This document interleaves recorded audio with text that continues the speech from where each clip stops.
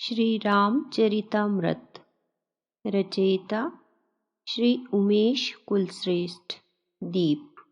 धराधाम पर जब कभी बढ़ता अत्याचार, व्याकुल होते हैं तभी प्रभु लेने अवतार।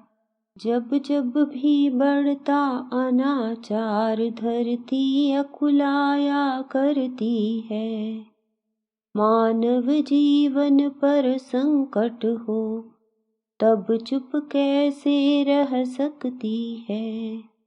मानव अपने ही कर्मों से यह स्थिति पैदा करता है। जैसी करनी होती उसकी, वह फल वैसा ही पाता है। जब सारी मानव जाति स्वयं उल्टी धारा में बहती है, विपरीत दिशा की सोच उसे फिर चैन न लेने देती है। जितनी गुत्थी को सुलझाता, वह उलझ उसी में जाता है। फिर धुन धुन करके सिर अपना रोता है, फिर पछताता है। अपने ही निज कर्म का फल पाता इंसान, मिथ्या देते दोष है, फल देता भगवान। यह समय चक्र तो सदा सदा ऐसा ही कुछ बतलाता है। जब जब भी हानि धर्म की हो, भगवान चला तब आता है। सत्ता को लेकर हाथों में वह काट छांट तब करता है। देकर वह पानी खाद उसे फिर हरा भरा कर देता है। फिर कोई मुरलीधर बनकर धरती का भार घटाता है। गीता को फिर से दोहराने वह सारथी बन तब आता है। जिस तरह बचे मानव जाति, उपचार सभी कर देता है। वह देवदूत बन आता है, पहचान न कोई पाता है। समय न चूको इसलिए समय बहुत बलवान, दान समय का मांगता द्वार खड़ा भगवान। कई बार जन्म होगा भू पर समय न ऐसा आएगा। इस समय बुलाता महाकाल, जो युग परिवर्तन लाएगा। परिवार सहित में रखूं ध्यान, वो 7 जन्म तक कहता है। इतिहास अमर में कर दूंगा, ऐसा आश्वासन देता है। लख कर प्रवाह यह लगता है, फिर चक्र घूमने वाला है। मुर्गी की बांग बताती है, यह नभ प्रभात की बेला है। गर समय पूर्व ही जाग गए, तो अपना नाम कमाओगे। गर प्रवाह का दिया साथ, इतिहास अमर हो जाओगे। सद्गुरु और भगवान स्वयं खुद एक रूप में आए हैं। धरती का भाग्य बदलने को अर्जुन को फिर से लाए हैं। वह निष्कलंक अवतार दशम फिर से कुरुक्षेत्र रचाएगा।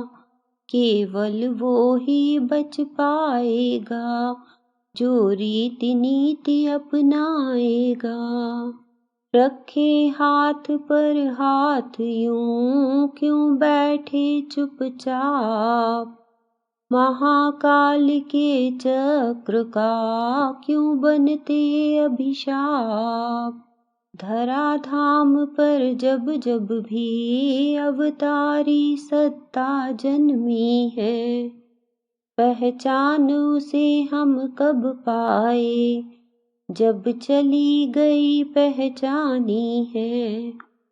उत्तराखंड के संतों ने मिल बैठ किया मंथन भारी, भगवान कल्कि ने जन्म लिया, पहचान बताई है सारी। उन महापुरुष के मस्तक में भौहों के बीच चांद होगा, वह शुद्ध भारतीय वेश युक्त बालक जैसा निर्मल होगा। अश्विनी कुमारों के सदृश होगा चिर युवा और पंडित, तलवार ज्ञान की लेकर के अहम करेगा वह खंडित। वह एक विशाल संगठन का बलशाली सा स्वामी होगा, वह वैज्ञानिकों का वैज्ञानिक अति बुद्धि प्रखर वाला होगा। आचार संहिता तय होगी, जिसको सारा जग मानेगा, अवतारी सत्ता का स्वरूप धीरे धीरे जग जानेगा। कैसे जानेंगे सभी कौन कल्कि अवतार, वह ही स्वयं जनाएगा जो सबका करतार। आस्था संकट देख कर करे प्रतिज्ञा पूर्ण, प्रभु लेते अवतार हैं दुख हरने संपूर्ण। आता पृथ्वी पर देवदूत जब विकृत समाज हो जाता है, वह लोक चेतना पैदा कर जन समूह खड़ा कर देता है। सहयोग उन्हीं का ले करके वह युग परिवर्तन करता है। जिनको हम तुच्छ समझते हैं, वह देव तुल्य हो जाता है। जब मानव उच्च श्रृंखल होकर खिलवाड़ प्रकृति से करता है, वह दुष्ट दुराचारी होकर खुद को भगवान समझता है। तब कोई मुरलीधर फिर से पैदा धरती पर होता है, होता तो बालक साधारण, पर गोवर्धन उठवाता है। ऐसी ही विषम परिस्थिति में अवतरण देव का होता है, होता तो पूर्व नियोजित है, पर मानव जान न पाता है। अति दूर हिमालय से चलकर वह आंवल खेड़ा आता है, वह दान कुंवरी देवी माँ के फिर गर्भगृह में जाता है। बड़े भाग्य माता तेरे करी तपस्या कौन, हिमगिरि से सत्ता उतर आई तेरे कोख।